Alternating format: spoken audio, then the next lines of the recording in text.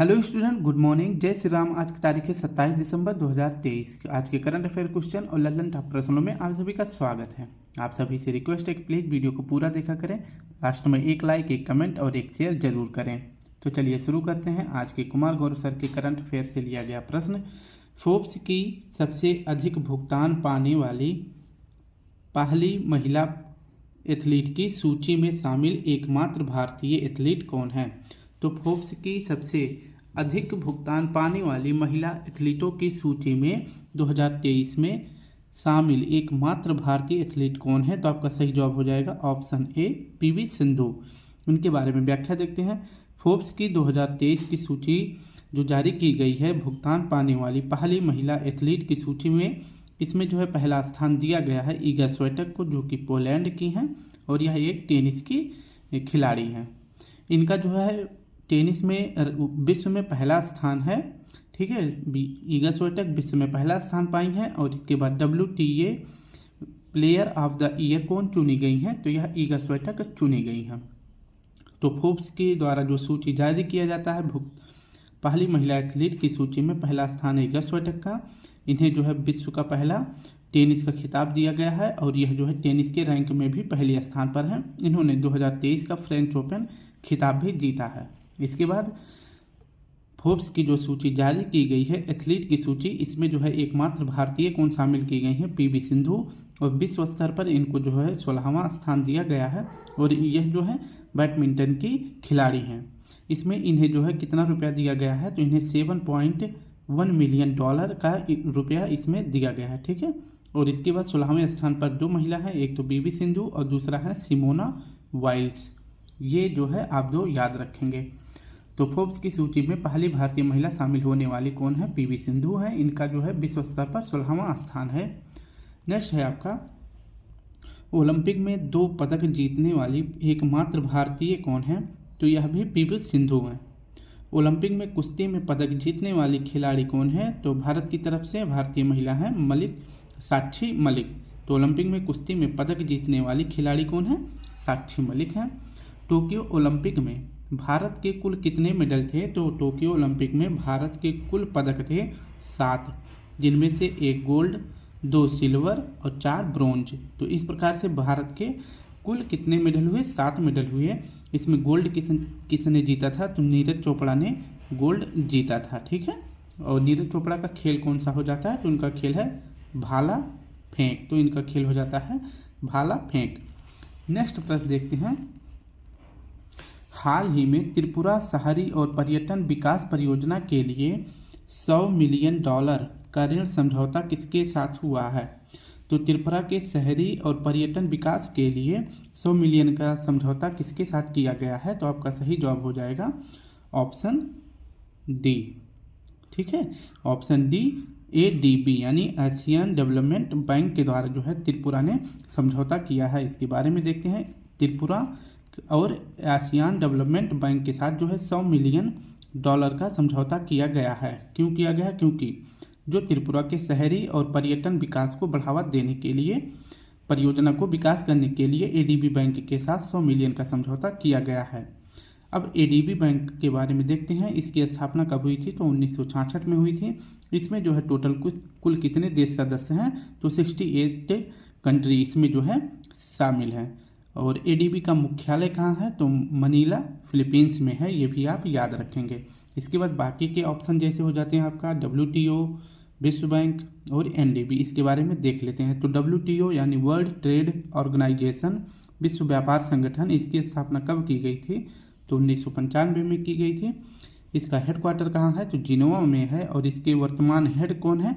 तो नागोजी ओंकाजा इबेला है। ठीक है, नेक्स्ट हमारा है विश्व बैंक यानी वर्ल्ड बैंक। इसका जो है सम्मेलन, इसका जो है स्थापना किस सम्मेलन से होता है? तो ब्रेटन वुड्स सम्मेलन से जो है विश्व बैंक और IMF, इस 2 संगठनों की स्थापना होती है ब्रेटन वुड्स सम्मेलन से।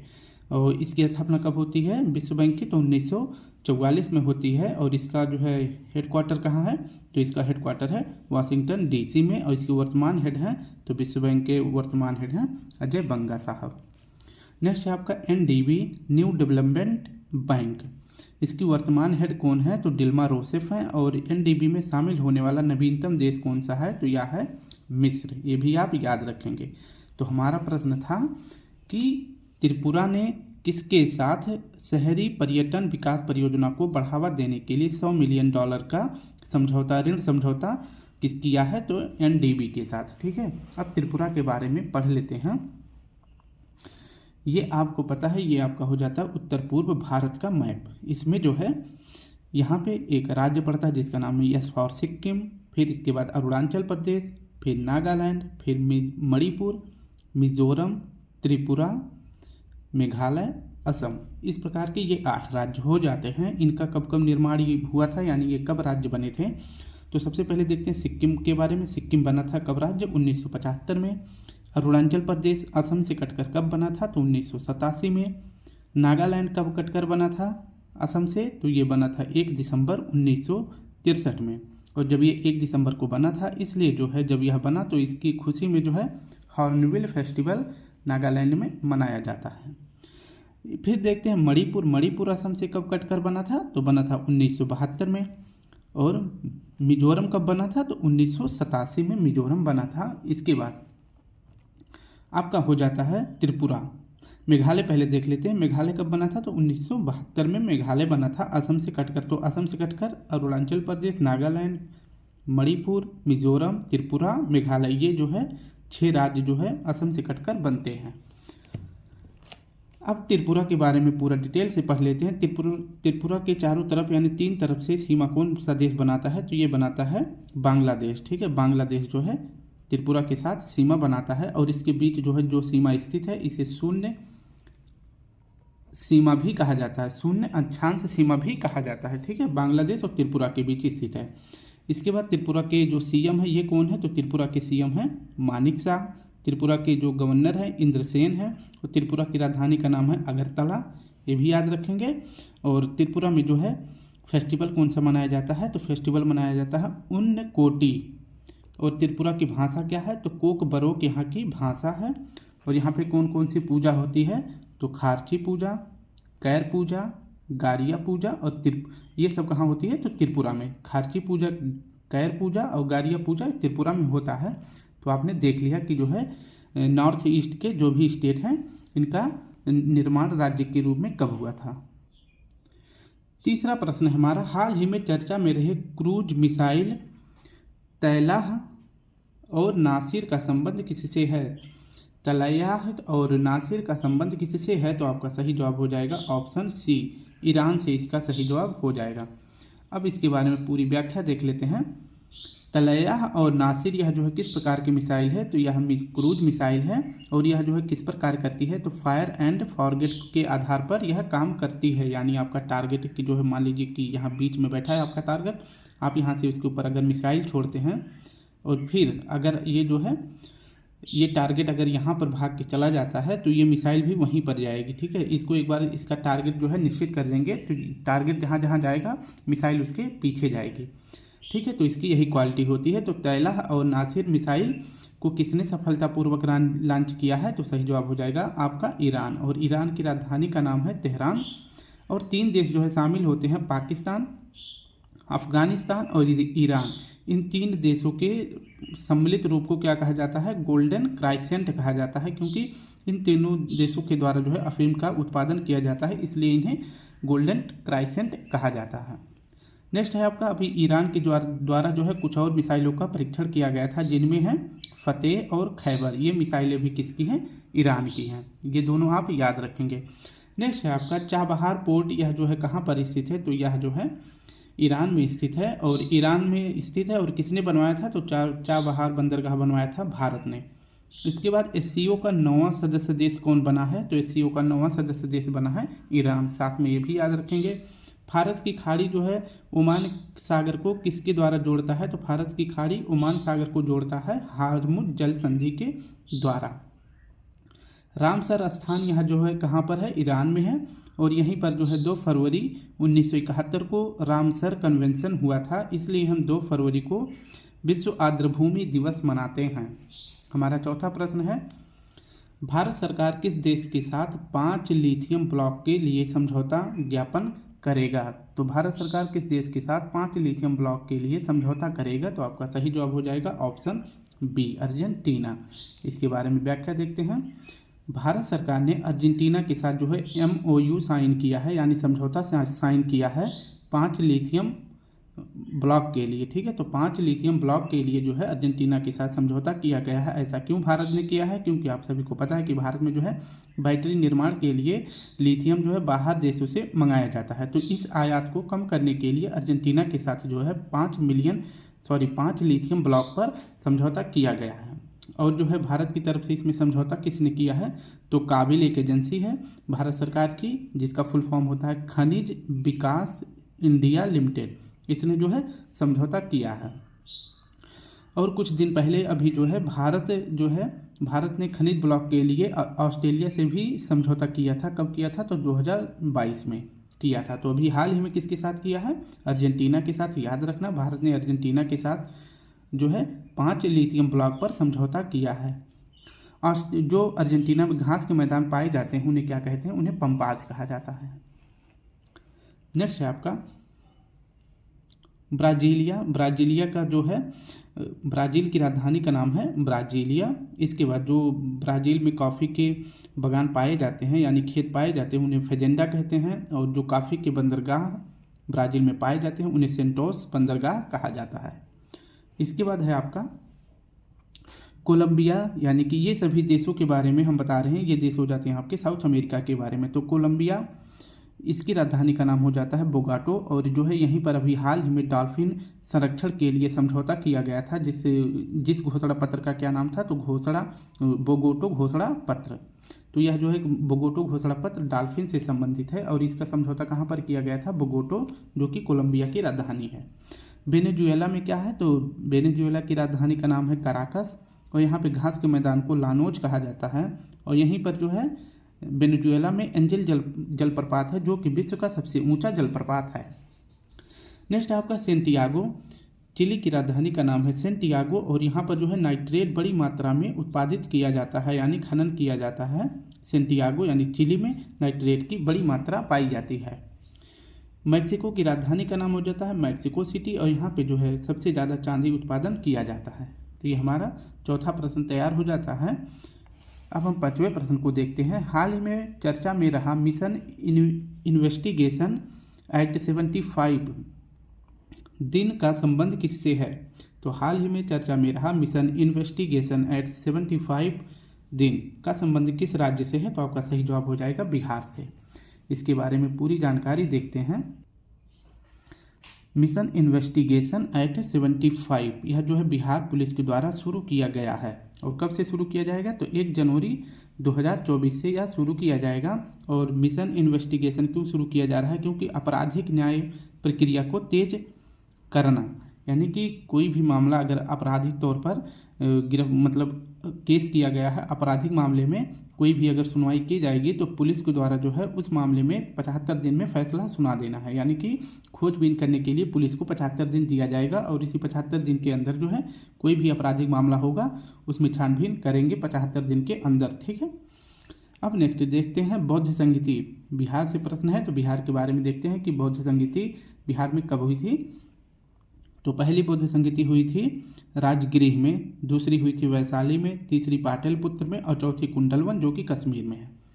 तो राजगृह जो बौद्ध संगीति पहली हुई थी, इसके जो है समय शासक कौन थे? तो अजातशत्रु थे। दूसरी वैशाली के समय शासक थे कालाशोक, पाटलिपुत्र के समय अशोक थे और कुंडलवन के समय कनिष्क थे, जो कि कुषाण वंश के शासक थे। नेक्स्ट है आपका विक्रमशिला विश्वविद्यालय। यह कहाँ पर है? तो बिहार के भागलपुर में है।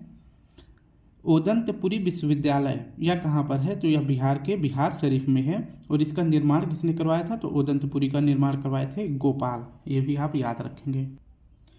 नेक्स्ट है आपका नालंदा विश्वविद्यालय का निर्माण किसने करवाया था? तो गुप्त शासक कुमार गुप्त ने नालंदा विश्वविद्यालय का निर्माण करवाया था, जो कि बिहार में है। हाल ही में बॉम्बे, छठा प्रश्न है, हाल ही में बॉम्बे स्टॉक एक्सचेंज का अगला चेयरमैन किसे नियुक्त किया गया है? तो अगला चेयरमैन बॉम्बे स्टॉक एक्सचेंज के कौन बने हैं? तो आपका सही जवाब हो जाएगा ऑप्शन सी, प्रमोद अग्रवाल जी बने हैं। इसके बारे में व्याख्या देखते हैं। तो भारत में जितने भी स्टॉक एक्सचेंज होते हैं उसको रेगुलेट करने का कार्य कौन करता है? तो सेबी करता है। सेबी का फुल फॉर्म होता है security exchange board of India, जिसकी वर्तमान हेड कौन है? तो माधवीपुरी बुच्चे हैं। और इसकी स्थापना कब की गई थी? तो सेबी की स्थापना की गई थी 1988 में। और इसका एक्ट कब था, यानी अधिनियम कब आया था? तो 1992 में आया था, यानी इसे संवैधानिक दर्जा दिया गया है सेबी को। कब? 1992 ईस्वी में, जबकि स्थापना की गई थी 1988 में। भारत में जो है 2 स्टॉक एक्सचेंज मार्केट हैं, एक तो आपका हो जाता है BSE और दूसरा हो जाता है NSE यानी नेशनल स्टॉक एक्सचेंज, और दूसरा बॉम्बे स्टॉक एक्सचेंज। इसकी स्थापना कब की जाती है? और यह एशिया का सबसे पुराना स्टॉक एक्सचेंज है। कौन सा? तो बॉम्बे स्टॉक एक्सचेंज। यह एशिया का सबसे पुराना मार्केट है। इसकी स्थापना हुई थी 1875 में। और इसके द्वारा जो इंडेक्स जारी किया जाता है, तो BSE के द्वारा कौन सा इंडेक्स जारी किया जाता है? तो सेंसेक्स जारी किया जाता है। और BSE का हेडक्वार्टर कहाँ है? तो दलाल स्ट्रीट मुंबई में है। और इसके वर्तमान में कौन नए चेयरमैन बनाए गए हैं? तो प्रमोद अग्रवाल जी बनाए गए हैं। NSE नेशनल स्टॉक एक्सचेंज की स्थापना कब होती है? तो 1992 में होती है। और इसके द्वारा कौन सा इंडेक्स जारी किया जाता है? तो निफ्टी जारी करता है। और इन दोनों को रेगुलेट कौन करता है? तो सेबी करता है। नेक्स्ट है आपका कुछ जो है देशों की जो स्टॉक मार्केट है उसके बारे में देख लेते हैं। तो इस नॉस्डाक स्टॉक मार्केट ये कहाँ का है? तो ये नॉस्डाक हो जाता है आपका न्यूयॉर्क यानी अमेरिका का यह मार्केट है, स्टॉक मार्केट है। जबकि कॉस्पी कहाँ का है? तो कॉस्पी कोरिया का है। और निक्की कहाँ का है? तो निक्की जो है मार्केट कहाँ का है? यह जापान का है। भारत के मुख्य सूचना आयुक्त कौन है? तो यह है हीरालाल सामरिया जी। जबकि कैबिनेट सचिव कौन है? तो ये राजीव गाबा जी हैं। हमारा 7वां प्रश्न है, देश की पहली AICT कहाँ विकसित की जाएगी? तो भारत की पहली AICT कहाँ विकसित की जाएगी? ऑप्शन डी सही हो जाएगा, लखनऊ में। AI का मतलब होता है आर्टिफिशियल इंटेलिजेंट। जब मशीन जो है मानव की तरह कार्य करने लगे तो उसे क्या कहा जाता है? AI कहा जाता है, यानी कृत्रिम बुद्धिमत्ता। तो AICT भारत की पहली कहाँ बनने वाली है? यह लखनऊ में बनाई जाएगी। और इसमें जो है AICT बनाने में कौन सी कंपनी मदद करने वाली है? तो नोडल एजेंसी हो जाएगी आपकी UP इलेक्ट्रॉनिक कॉरपोरेशन लिमिटेड। यह जो है AI कंपनी बनाएगी, AICT बनाएगी। ठीक है। तो भारत की पहली अगर देखा जाए सौर सिटी कौन सी है? तो यह है सांची। अगर प्रश्न हमारा AICT कहाँ पर बनाया जाएगा? तो लखनऊ में बनाया जाएगा। और कौन सी कंपनी बनाएगी? तो UP इलेक्ट्रॉनिक कॉरपोरेशन लिमिटेड बनाने वाली है। और यह भारत की पहली AICT होगी। भारत की पहली सौर सिटी कौन सी है? तो सांची है, जो कि मध्य प्रदेश में है। भारत का पहला यूनिटी मॉल कहाँ पर खोला गया है? तो उज्जैन मध्य प्रदेश में खोला गया है। यूनिटी का मतलब होता है, यूनिटी मॉल का मतलब होता है कि उस राज्य की जो भी प्रमुख चीज़ें हैं एक स्थान पर मेले की तरह लाकर रख दिया जाए। ठीक है। तो ये होता है यूनिटी मॉल। बगीचों का शहर किसे कहा जाता है? तो बेंगलुरु को कहा जाता है। बेंगलुरु को सिलिकॉन वैली भी कहा जाता है। इसके बाद ताजमहल को यूनेस्को में कब शामिल किया गया था? तो 1983 में शामिल किया गया था। पंचमहल कहाँ स्थित है? तो यह स्थित है फतेहपुर सीकरी में।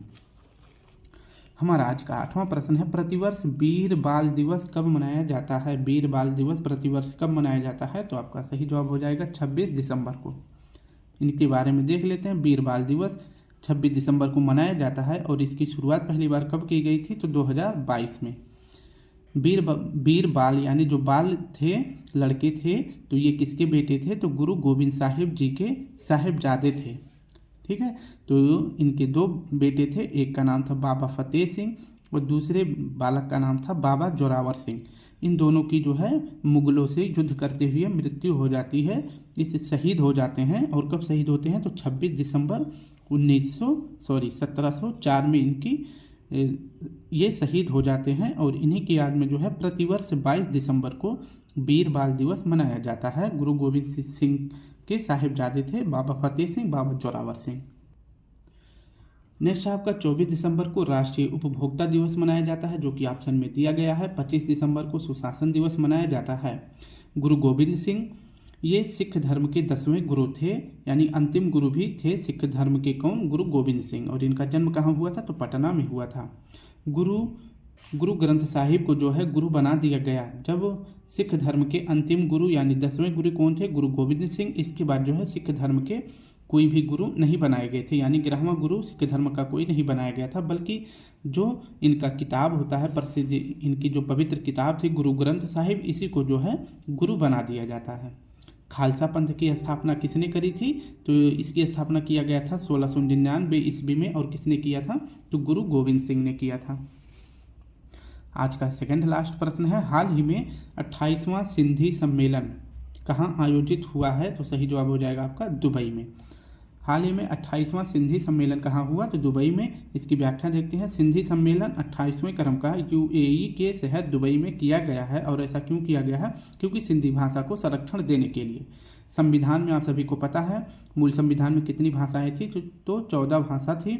और यह किस अनुसूची में उल्लेखित किया गया है? तो 8वीं अनुसूची में उल्लेखित किया गया है। इसके बाद 14वीं के बाद 15वीं भाषा कब जोड़ी जाती है? तो 21वां संविधान संशोधन यानी कॉन्स्टिट्यूशन अमेंडमेंट 1967 में होता है। और इसके माध्यम से जो है 15वां भाषा कौन सा जोड़ा जाता है? सिंधी जोड़ा जाता है। तो सिंधी को संरक्षण देने के लिए 28वां सिंधी सम्मेलन दुबई में किया गया है, ये भी आप याद रखेंगे। लेकिन वर्तमान में जो है भारतीय संविधान में कितनी भाषाएं हैं? तो 22 भाषाएं हैं। उनके बारे में देख लेते हैं। तो 15वां भाषा हमारा सिंधी हो जाता है। इसके बाद 16वां जोड़ा गया, 17वां, 18वां, ये 3 भाषाएं जोड़ी जाती हैं कब? 71वें संविधान संशोधन 1992 में। इसके तहत जो है 3 भाषा कौन जोड़ी जाती है? नेपाली, मणिपुरी, कोंकणी। फिर जो है 19, 20, 21, 22 यानी 22 भाषाएं हो जाती हैं कब? 92वां संविधान संशोधन 2002 में। और इसके तहत 4 भाषा कौन जोड़ी जाती है? बोडो, डोगरी, मैथिली, संथाली। तो ये 4 भाषाएं जोड़ी जाती हैं। इस आधार पर जो है भारतीय संविधान में कुल वर्तमान में 22 भाषा है। आज का आखिरी प्रश्न है, 100 फुट ऊंची रफ़ी मीनार कहाँ स्थापित की जाएगी? तो रफ़ी मीनार यानी मोहम्मद रफ़ी जी की यह जो है प्रतिमा कहाँ पर बनाई जाएगी? तो इनके निवास स्थान यानी पंजाब, इनका जहाँ पर इनका जन्म हुआ था, यहाँ पर जो है रफ़ी मीनार बनाई जाएगी। अब इसके बारे में देख लेते हैं। तो रफ़ी मीनार यह जो है किस चीज़ की बनेगी, किस धातु? तो है स्टील की बनाई जाएगी। और यह रफ़ी मीनार जो है किससे संबंधित है? तो मोहम्मद रफ़ी साहब से संबंधित है। और ये भारत के संगीतज्ञ थे, ठीक है। और इनका जो है मीनार कहाँ पर बनाया जाएगा? तो पंजाब के शहर अमृतसर जिला में इनका मीनार बनाया जाएगा।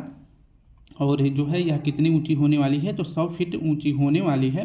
और इनके हर एक फीट पर जो है इनके फेमस गाना जो है इनका लिखा जाएगा। तो हर एक फीट पर एक गाना लिखा जाएगा, यानी 100 फीट पर इनके 100 फेमस गाने लिखे जाएंगे इस मीनार पर। तो आप याद रखेंगे, ठीक है। नेक्स्ट है आपका स्टैचू ऑफ इक्वलिटी। ये कहाँ पर अभी बनाया गया है? तो यह यूएसए में बनाया गया था। और यह मूर्ति जो है किसकी है? तो भीमराव अंबेडकर जी की है। भारत के बाहर स्टैचू ऑफ इक्वलिटी किसकी होती है? तो भीमराव अंबेडकर जी की। नेक्स्ट है आपका विश्वास स्वरूपम। यह कहाँ पर बनाया गया है? तो राजस्थान के नाथद्वारा में। और किसकी प्रतिमा है? तो महादेव जी की प्रतिमा है। स्टैचू ऑफ वननेस यह कहाँ बनाया गया है? ओंकारेश्वर मध्य प्रदेश में। और यह किसकी प्रतिमा है? तो आदि शंकराचार्य जी का यह प्रतिमा है। नेक्स्ट है कि स्टैचू ऑफ प्रॉस्पेरिटी यह किसका है? तो यह कैंपगोड़ा महाराज जी का प्रतिमा है। और यह कहाँ पर बनाया गया है? तो कैंपगोड़ा बेंगलुरु में बनाया गया है, यानी कर्नाटक में यह मूर्ति बनाई गई है। तो स्टूडेंट, इस प्रकार से हमारे 10 क्वेश्चन साथ में उसके लल्लन टॉप क्वेश्चन भी हम सभी ने सॉल्व कर लिया। अगर आप सभी को वीडियो अच्छी लगे तो प्लीज़ वीडियो को लाइक, शेयर, कमेंट जरूर करें। कल फिर मिलते हैं नए करंट अफेयर के साथ। तब तक के लिए आप सभी को प्यारा सा जय हिंद, जय भारत।